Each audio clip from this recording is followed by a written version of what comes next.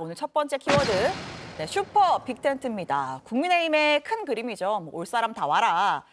그런데 과연 이게 빅텐트가 될 것인지 아니면 빈 텐트가 될 것인지 좀 살펴보도록 하겠습니다.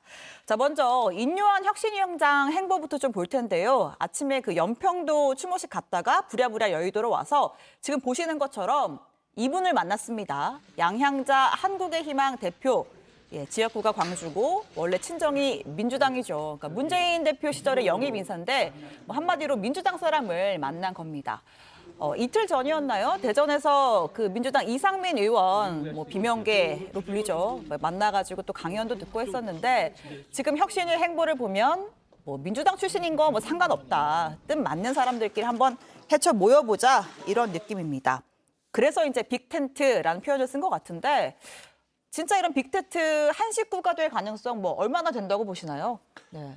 한 식구가 될 수 있겠죠. 가능성을 따지면은 그 가능성이 저는 결코 적지 않다고 생각합니다. 그런데 텐트가 이제 기둥이 뭐냐 이게 중요한 거 아니겠습니까? 과거에 이제 빅텐트라고 할 때는 기둥이 뭔가가 있고 거기에 대해서 얼마나 넓게 치느냐 이걸 주고 이제 빅텐트냐 스몰 텐트냐 이런 거 사실 맞는 용어인지는 모르겠습니다만은 그런 거 이제 언론에서 많이 썼는데 중요한 건 이 빅텐트라고 할 때 즉 가치가 다른 정치 세력들이 뭘 기준으로 모이느냐 그걸 두고 이제 많이 썼던 표현이거든요. 그런데 지금 국민의힘이 이 중간에서는 그러한 이제 빅텐트라는 것은 이 기둥이 되는 가치가 뭐냐를 물었을 때는 지금 그것은 지금 사실은 뚜렷하지 않아요. 없다고 해도 무방하죠. 이 오히려 지금 기둥이 되는 거는 그런 가치가 아니라 정권, 공천, 무슨 권력 이런 걸로 비춰지는 상황 아닙니까?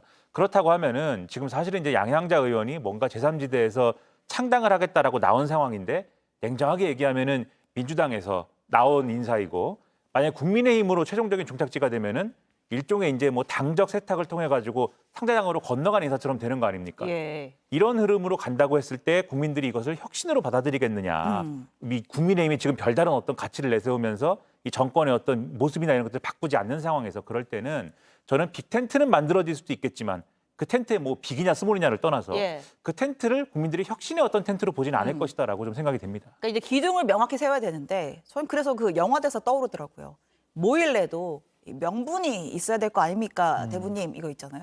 근데 저는 그 여의도에서 그동안에 전통적인 그런 여러 가지 당들이 많이 있었는데 그 빅텐트라는 걸 쳐가지고 잘된 데가 하나도 없죠. 그 이유는 사실 정당이라는 곳이 이념과 가치, 비전을 중심으로 모여야 좀 지속 가능하게 발전이 되는 것인데 지금 국민의힘이 어떠한 비전과 가치를 제시한 게 없잖아요.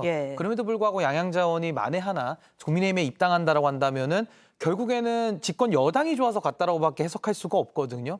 그래서 저는 이렇게 텐트 자꾸 하는데 빅텐트를 아무리 크게 쳐도요. 바람이 불면 다 날아가게 돼 있습니다. 빅텐트가 아니라 빅캐슬을 지어야 되거든요. 그러니까 정당이라는 것이 성벽이 견고하고 아주 두껍게 벽을 잘 기둥을 튼튼하게 세워가지고 어떤 확고한 어떤 비전과 가치 이걸 가지고 국민들 앞에 새 시대를 열고 단단하게 쌓아가야 되는데 지금 여의도에서 나오는 것은 각자의 정치적 이익에 뭐가 더 유리하냐 이걸 가지고 정치적 행보를 하다 보니까 거의 갈지자 행보 내지는 선수들끼리 유니폼을 바꿔 입는 이런 현상이 지금 계속 반복되고 있거든요. 이것이 과거에는 일부 통했을지는 모르겠으나 이제는 국민들께서도 학습 효과가 생겼다. 그래서 지금 저분들이 정치 행보 하시는 것 머리 꼭대기 위에 저는 국민들이 다 내려다보고 계신다. 저 그렇게 봅니다. 알겠습니다. 어쨌든 외연 확장 행보를 하고 있는 건데 이런 밖에 있는 산토끼 잡는 것도 중요하지만 이제 그러다가 또 집토끼를 놓칠 수가 있잖아요. 그래서 국민의힘이 현 정부의 일종의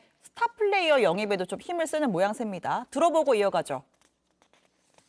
국민과 우리 당을 위해서 필요로 되는 일이라면 어떠한 도전과 희생이라도 적극 나서야 한다는 고마워서 눈물이 납니다. 참 멋진 분이고 혁신이 이제 행동으로 시작하는구나 이렇게 저는 해석합니다. 국민의힘이 저를 띄운다는 것에 대해서 공감하실 분들은 많지 않을 것 같아요. 다만 민주당이 저를 띄운다는 점에 대해서 많은 분들이 공감하실 것 같습니다.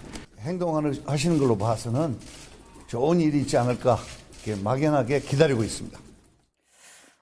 네, 그 한동훈 장관이 내가 무슨 스타 장관이냐, 관심 끊어달라 이런 말도 했다고 하는데 그러기에는 이 카메라 앞에서 너무 이 발언하는 걸 좀 즐기는 것 같기도 하고.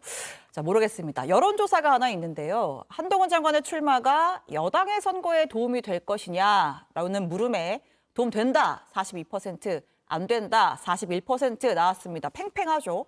물론 이제 지지 정당별로 좀 뜯어보면 확 갈리긴 합니다. 국민의힘 지지층에서는 도움된다가 훨씬 많고 반대로 민주당 지지층에서는 도움이 안 된다라는 답변이 훨씬 많았습니다. 뭐 경계를 하는 걸 수도 있고요. 어떻습니까? 이 한동훈 장관의 출마는 국민의힘에 도움이 됩니까? 안 됩니까? 저는 뭐 지금의 국민의힘 상태에서는 당연히 도움이 된다고 봅니다. 도움이 되는데 그 도움이 얼마나 될 거냐의 문제인 것이죠. 그러니까 지금 국민의힘은 상황이 워낙에 좋지 않다라는 게 지난번에 강서구청장 재보궐선거를 통해서 드러난 거 아니겠습니까? 그리고 그 재보궐선거 패배를 쓴 약으로 삼아서 혁신에 좀 성공을 하고 이런 좋은 방향으로 갔으면은 그러면 또 이게 뭔가 국민의힘이 상황이 좋아질 수도 있어라는 기대를 가질 법도 한데 지금 그런 상황도 냉정히 말하면 아닌 것이고요. 그렇다고 하면은 지금 뭐 예를 들면은 고양이 손이라도 빌려야 되는 그런 상황에서 한동훈 장관이 와서 무슨 역할이라도 해주면 뭔가 도움이 된다라는 거는 누구라도 이제 그렇게 얘기할 수 있는 것이죠. 맞는 건데 다만 이게 얼만큼 도움이 될 것이냐에 있어서는 정말 한동훈 장관이 지금 예를 들면은 이 보수 일각에서 이제 기대하는 것처럼 보수 유권자층이 기대하는 것처럼 한동훈 장관이 본격적으로 이제 총선에서 움직이기 시작하면은 과거의 대선에서 윤석열 대통령이 얻었던 그러한 이제 좀 득표했던 그 정도의 지지를 회복하는 것이냐. 제가 볼 때는 그 정도의 효과까지 지금 노리기에는 아직까지는 미비하다라고 생각이 되거든요. 왜냐하면은 한동훈 장관이 지금까지 어떤 내놓은 어떤 발언이라든가 어떤 본인의 생각이라든가 이런 것들이 그 정도의 기대를 불러일으키기가 어렵다고 보는 게 지금까지 윤석열 대통령이 보여준 어떤 정치적인 모습이나 이런 것하고 굉장히 겹칩니다. 그러니까 윤석열 대통령이 어떤 한계가 있는 건데 그 한계 이상의 확장을 보여줄 것이다라고 하는 기대를 지금까지 충족시키지 않았어요. 그 대표적인 게 지난번에 대구 갔을 때 한동훈 장관이 한 말입니다.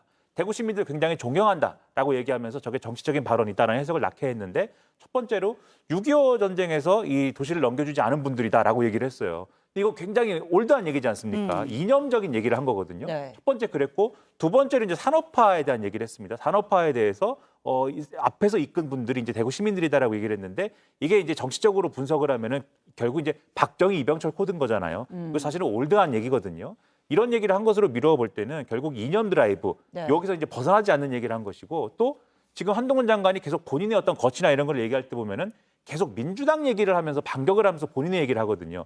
이게 전형적인 윤석열 대통령이 중도층 지지를 잃을 때 왜 남 탓하냐 전 정권 탓하냐라고 하는 비판을 받으면서 그러한 현상이 일어난 거 아니겠습니까? 한동훈 장관이 똑같은 얘기, 똑같은 방식으로 하고 있는 듯한 인상을 지금 주고 있어요. 그렇다고 하면은 지금까지는 아직도 한동훈 장관이 윤석열 정권의 한계 이상의 그러한 것들을 보여주지는 못했다. 그래서 앞으로 이 한계를 벗어나지 못하면 선거에 일정한 도움은 주겠지만 그렇게 드라마틱한 어떤 효과를 발휘하는 그 정도의 도움은 안 될 수 있다라고 지금 생각이 됩니다. 그러니까 윤 대통령의 현 지지율을 넘어서는 정도의 바람이 국민의힘에 불려면 한동훈 장관이 소위 말해서 대통령실 깔 건 또 까고 비판할 건 하고 그래야 좀 더 확장성이 있다 이런 설명 같은데 그러면 한동훈 장관이 용산 대놓고 지적하고 비판하고 할 수 있습니까?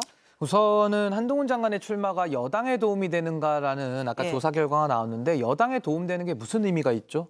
결국에는 한동훈 장관의 출마라는 것이 한국 정치에 도움이 되는가 내지는 국민들의 생활에 도움이 되는지 이걸 물어봐야 되는데 전혀 도움이 되지는 않죠. 그래서 저는 여당에 도움되는지 여부만을 지금 따져가지고 정치공학적으로 쉽게 말해서 윤석열 대통령 체제로 선거를 치러야 되는데 매우 어렵다 보니까 한동훈 장관을 꺼와서 그 이미지로 이제 세탁기에 한번 돌리는 거거든요. 그래서 이런 식으로 정치 행태가 가는 것은 매우 부적절하다라고 보고요. 한동훈 장관이 누굽니까? 결국 윤석열 대통령의 아바타거든요. 윤석열 대통령의 특검팀부터 함께 해왔고 서울중앙지검장 시절에는 3차장 검사를 했고요. 대검에 갔을 때는 검찰총장 할 때는 반부패 부장을 지냈고 이제는 윤석열 대통령이 되다 보니까 법무부 장관까지 온 그 인연이 굉장히 깊습니다. 그래서 저는 결국에는 윤석열 대통령에 대한 얼굴로 선거를 못 치르니까 한동훈 장관으로 바꿔 끼우는 건데 저는 별로 효과는 없을 것이다 이런 생각이 들고요.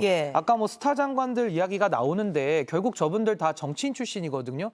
정치인 출신 장관이 선거 나가는 거 그냥 당연한 겁니다. 저것을 인요한 위원장이 혁신이라고 운운하면서 눈물이 난다라고 얘기하는 것은 너무 심파적이다. 저는 그렇게 봅니다. 알겠습니다. 방금 뭐 정치공학적이다 이런 지적도 하셨는데 이것도 그럴까요? 하태경 의원이 그러니까 한동훈 더하기 이준석 하면 국민의힘 대박 날 수 있다. 왜냐면 지지층이 다르니까 합치면은 대박 난다. 이것도 정치공학적인 발언입니까? 지금 그러면? 하태경 의원은 부산에서 3선을 하다가 이제 수도권으로 옮겨서 소위 말하는 험지 출마에 응답을 하신 분이거든요. 네. 그 결단은 훌륭하지만은 지금도 한동훈, 이준석 연대하면 이긴다?